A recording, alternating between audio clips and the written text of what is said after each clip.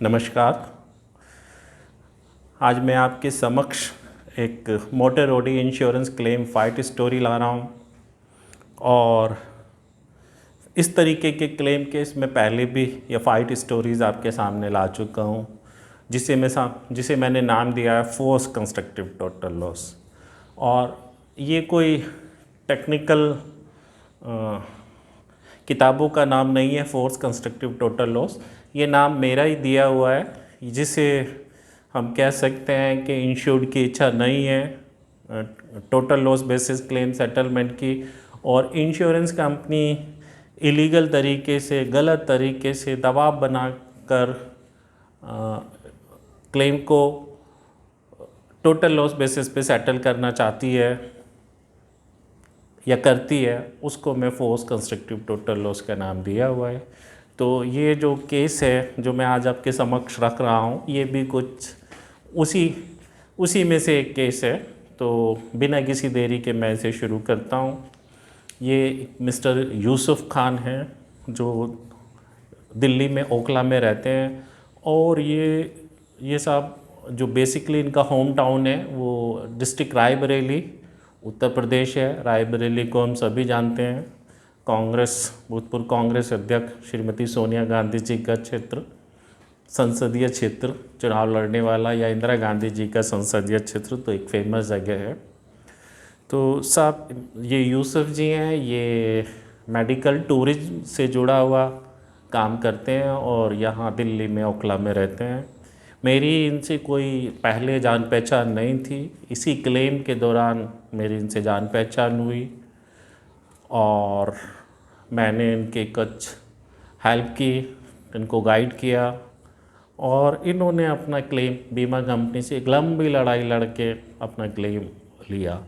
इस केस में एक दिक्कत और भी थी, इसमें नो क्लेम बोनस की भी दिक्कत थी, लेकिन वो दिक्कत इनको इतनी ज़्यादा उसके बारे में इन्हें नहीं करना पड़ा। तो इनको मेन दिक्कत रही वो constructive total loss oblique total loss, जिस तरीके से क्लेम को बीमा कंपनी सेटल करना चाह रही थी, उससे इनको दिक्कत रही। तो साहब ये इनकी गाड़ी हुंडई वर्ना 2019 मॉडल, और जिसका बीमा एक निजी क्षेत्र की कंपनी से था और कॉम्प्रिहेंसिव पैकेज पॉलिसी थी। ये चलिए खैर, मेरा तो मोटर ऑडी इंश्योरेंस क्लेम के विषय में बता रहा हूँ मैं, तो उसी का बताता हूँ। तो IDV थी 6,67,800 रुपये, और 2019 मॉडल ये कार थी। और इस गाड़ी का साहब 11 जनवरी 2024 में एक एक्सीडेंट हुआ।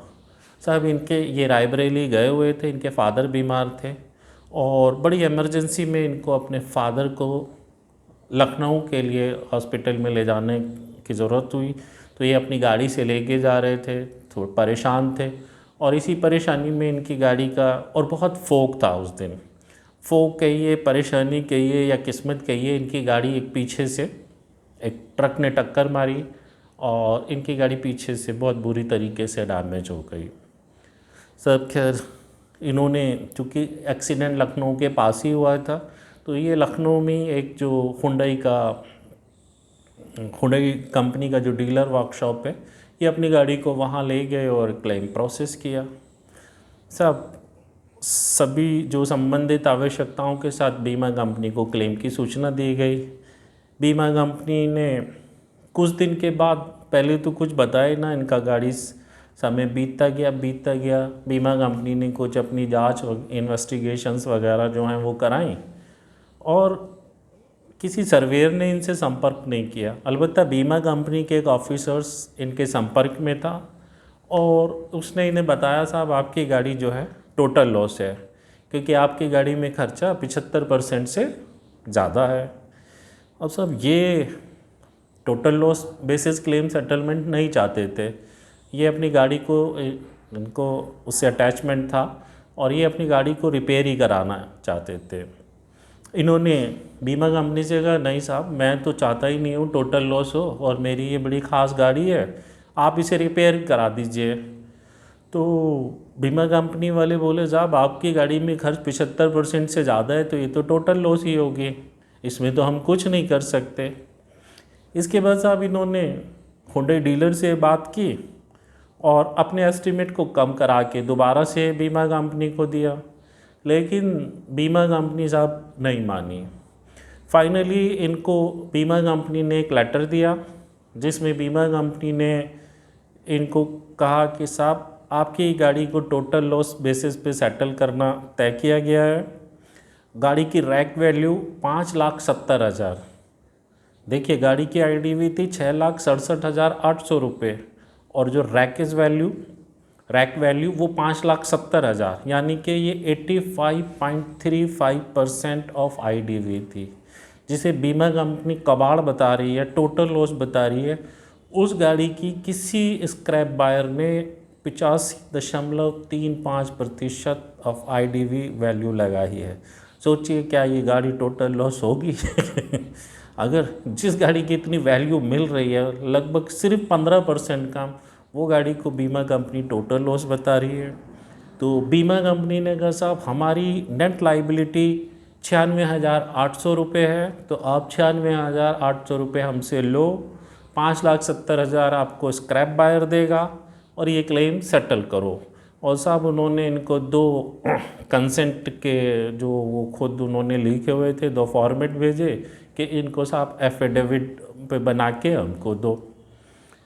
साहब ये बात फरवरी मार्च की है, तो ये बड़े परेशान रहे, इन्होंने काफ़ी कम्युनिकेशन किया लेकिन इन्हें कुछ हासिल नहीं हुआ।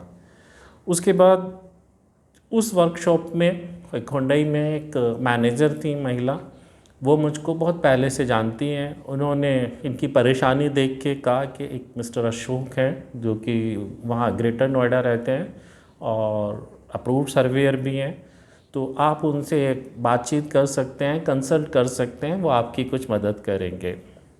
मैडम ने ये बात मुझको भी बताई नंबर देने से पहले। मैंने कहा हाँ आप दे सकते हैं, मुझे कोई दिक्कत नहीं है। बात आई गई होगी, ये बात शायद फरवरी की होगी, फरवरी मिड या लास्ट की। इसके बाद साहब ये जब बहुत वहाँ परेशान हुए तो जब कुछ हल नहीं हुआ, इन्होंने गाड़ी कैपिटल हुंडई नोएडा से ली थी। तो ये अपनी गाड़ी को यहाँ इन्होंने बात की और फ़ोटो वोटो दिखा के गाड़ी का एक आइडिया लिया। इन्हें लगा कि गाड़ी ये कम पैसे में रिपेयर हो जाएगी, तो ये अपनी गाड़ी को लखनऊ से इन्होंने शिफ्ट कैपिटल हुंडई नोएडा में किया और बीमा कंपनी को फिर से यहाँ इन्फॉर्म किया। यहाँ बीमा कंपनी ने फिर वही इनको कोई ख़ास रेस्पॉन्स नहीं दिया। जब यहाँ कुछ दिन बीत गए, ये परेशान हुए काफ़ी, तो इन्होंने मुझसे संपर्क किया एक दिन रात में, और ये तारीख थी 24 मार्च 2024। 24/3/2024 को इन्होंने मुझसे कम्युनिकेशन किया और मुझे अपनी परेशानी बताई। तो फिर मैं एक दिन तय करके इनके साथ वहाँ वर्कशॉप गया। मैंने इनके साथ गाड़ी देखी और एस्टीमेट भी जाना, और मुझे लगा ये गाड़ी तो 75% जो है, जो 75% ऑफ आईडीवी है उससे काफ़ी कम में रिपेयर हो जाएगी। मैंने पूछा साहब अगर आप पे रिपेयर कराने का खर्च है तो इसे आप अपनी ज़िम्मेदारी पे रिपेयर करा सकते हैं, और ये 75% ऑफ आईडीवी से कम में ही रिपेयर हो जाएगी। और फिर बीमा कंपनी जो एक्चुअल कॉस्ट है वो ज़्यादा इम्पॉर्टेंट है, और फिर कंपनी को क्लेम देना होगा। लेकिन इसके लिए हमारे पास जो रिपेयर खर्च है, चूँकि हम अपनी ज़िम्मेदारी पे गाड़ी वर्कशॉप से रिपेयर कराएंगे, तो हमारे पास वो पैसे होने चाहिए। ये सब इसके लिए तैयार हो गए, बोले ठीक है साहब मैं जो है ये गाड़ी को रिपेयर करा लूँगा अपने खर्च से। उसी दौरान जब हम वर्कशॉप पे गाड़ी, मैंने इनकी पॉलिसी देखी तो उसमें नो क्लेम बोनस भी था 35%। तो मैंने पूछा साहब आपने कोई क्लेम वगैरह तो नहीं लिया? तो उन्होंने बताया लास्ट ईयर क्लेम लिया है। तो मैंने कहा ये 35% एनसीबी कैसे है? सब वो पॉलिसी भी उस कैपिटल हुंडई से ही हुई थी। फिर वहाँ इंक्वायरी की, इन्होंने कहा साहब मैंने तो ऐसा कभी कहा ही नहीं इनको कि मुझे 35% एनसीबी दो। जब उसी दिन उनके इंश्योरेंस सेक्शन में गए और वहाँ देखा तो इन्होंने 35% बताया हुआ था, उनके पास इस चीज़ के लिए प्रूफ था। तो हमने कहा साहब ये तो आपकी गलती है, 35% आपने गलत जानकारी दी और ये लापरवाही कहिए या कुछ भी कहिए, तो इस वजह से अभी जो कंपनी क्लेम देगी, सामान्यतः जितना एनसीबी गड़बड़ होती है उतने % डिडक्शन करती है, तो आपका क्लेम जो भी क्लेम बैठेगा उसमें 35% डिडक्शन होगा, ऐसा सामान्यतः बीमा कंपनी करती हैं। लेकिन अभी तक आपकी बीमा कंपनी क्लेम सेटलमेंट का ऑफ़र भी दे रही है और उन्होंने एनसीबी रॉन्ग एनसीबी डिक्लेरेशन है उसके बारे में कोई चर्चा भी नहीं की। वो इसलिए चूँकि वो 96,800 में आपका क्लेम सेटलमेंट करने हैं, तो वो इसलिए एनसीबी के चक्कर में ही नहीं पड़ रही कि इधर से इसको निपटा दो और वो हो जाए। तो मैंने कहा फिर आपको 35% जो भी अगर आपका क्लेम होगा वो डिडक्ट हो जाएगा। तो ये इन्होंने गलती एडमिट की और बोले ठीक है साहब अब मुझसे गलती हो गई है, तो ठीक है ऐसे ही सही। उसके बाद साहब हमने यानी इंश्योर्ड ने 1 लाख रुपए वर्कशॉप को जमा किए, शायद 50,000 जमा किए और गाड़ी रिपेयर करने का निवेदन किया या आदेश दिया, जो भी कहिए, कि साहब मेरी जिम्मेदारी पे गाड़ी को रिपेयर करना शुरू कर दीजिए साहब। साथ ही साथ बीमा कंपनी को जो बीमा कंपनी थी उसको मेल की गई कि साहब ऐसे ऐसे गाड़ी है और ये गाड़ी लगभग इतने पैसे में 75% ऑफ IDV से कम में खर्च में रिपेयर हो जाएगी। इस वर्कशॉप पे हमें गाड़ी के बिना बहुत दिक्कत हो रही है, तो हम फला तारीख से रिपेयर का काम शुरू करा देंगे और ये गाड़ी ऐसे ऐसे यहाँ से ये आई है, ये क्लेम नंबर है। जो पास था उसका वो भी सब दिया उनको। सब बीमा कंपनी ने यहाँ एक और अप्रूव्ड सर्वेयर लगा दिए दिल्ली बेस्ड। सब बीमा कंपनी के एक मैनेजर और सर्वेयर साहब गाड़ी देखने आए। उन्होंने जो वर्कशॉप ने एस्टीमेट दिया था बोले नहीं साहब ये तो कम है, इसमें ये दुनिया भर की चीज़ें और बढ़ाओ। तो उसमें उन्होंने काफ़ी सारी चीज़ें और ऐड करा दी। उसके बाद फिर मामला अटक गया। उसके बाद फिर से कहा कि वर्कशॉप से बात की कि साहब गाड़ी हमारी है, पैसे हमने देने हैं, तो आप गाड़ी को जो है ये हमारे हिसाब से रिपेयर करो। बीमा कंपनी को तो सिर्फ इन्फॉर्मेशन वो देखना चाहे तो देख सकते हैं, जानना चाहें तो जान सकते हैं, लेकिन आप रिपेयर करो, कोई एस्टीमेट देने की ज़रूरत नहीं है। उसके बाद सब वर्कशॉप ने गाड़ी रिपेयर करना शुरू कर दी और ये बात अप्रैल की। सब धीरे धीरे गाड़ी रिपेयर हुई। गाड़ी अप्रैल बीता और अप्रैल मई गाड़ी में रिपेयरिंग में कुछ समय भी लगा। पीछे से काफ़ी ज़्यादा डैमेज थी, कुछ पार्ट्स आने में समय लगा। इसमें से एक पार्ट सबसे महंगा जो था वो 40,000 के आसपास का लगभग, जो रियर व्यू जो कैमरा होता है, इनर रियर व्यू में जो कैमरा जो पीछे लगता है बम्पर में शायद वो लगता है, वो सबसे महंगा था। वो 40,000 के करीब का था। तो पहले तो सोचा खुद ही चूँकि अपने खर्चे से ठीक करा रहे हैं उसे नहीं डलाएं, लेकिन फिर फाइनली उसको भी डलाया। फाइनली एक लंबे समय के बाद गाड़ी ठीक हो गई। फिर बीमा कंपनी को इन्फॉर्म किया कि साहब हमारी गाड़ी रिपेयर हो गई है और ये जो गाड़ी रिपेयर हुई है 3,80,900 रुपये में, 1,000 रुपये कम में ये जो है 379,900 में ये रिपेयर हो गई। तो 3,79,900 रुपये में। तो सब ये जो परसेंट बैठी ये थी 56.88, यानी 56.88 में ये गाड़ी रिपेयर हो गई। जबकि जो बीमा कंपनी, जब हमने यहाँ दोबारा से इंटीमेट किया था, बीमा कंपनी ने एक अप्रूव्ड सर्वे जो दिल्ली बेस्ड थे उन्हें लगाया था। उन्होंने एक सर्वे रिपोर्ट दी। उन्होंने सर्वे रिपोर्ट बनाई थी 5,20,000 की और उन्होंने वन साइडेड अपनी एक तरफा सोच से वो रिपोर्ट बनाई और ये 15/5/2024 को उन्होंने जमा की, जिसकी हमें कॉपी भी मिली बीमा कंपनी से। और कोई म्यूचुअल अंडरस्टैंडिंग नहीं, अपना एक तरफा सोच से जो पार्ट सही भी हैं उनको भी लिख के 5,20,000 बना दिया।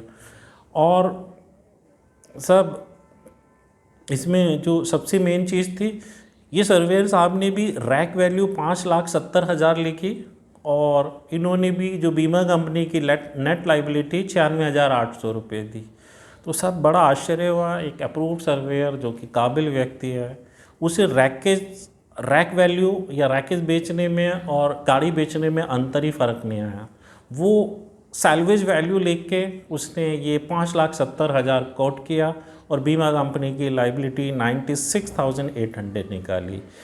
ये देख के बड़ा आश्चर्य और निराशा हुआ कि सर्वेयर को साल्वेज वैल्यू और रैक वैल्यू का भी अंतर नहीं मालूम। सर्वेयर को रैक वैल्यू और गाड़ी की सेल वैल्यू, गाड़ी बेचने में भी अंतर नहीं मालूम हुआ।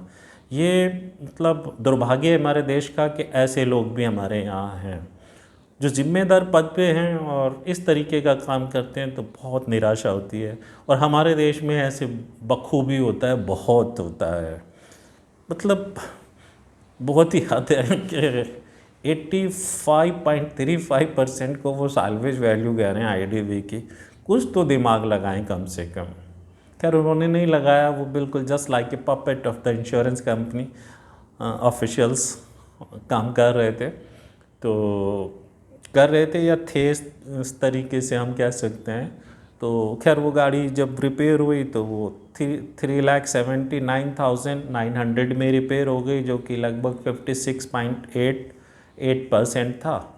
और फिर बीमा कंपनी को ये जो प्री इनवाइस है, बिल बनने से पहले बीमा कंपनी को प्री इनवाइस भेजी कि साहब ये है, और ये 75% से काफ़ी कम इतना परसेंट है, अगर आप चाहें तो आप गाड़ी का री इंस्पेक्शन भी कर सकते हैं, और अगर आप कैशलेस क्लेम फैसिलिटी देना चाहें तो हम उसके लिए तैयार हैं, और ये जो रिपेयर बिल है बीमा कंपनी के नाम बनवा देंगे।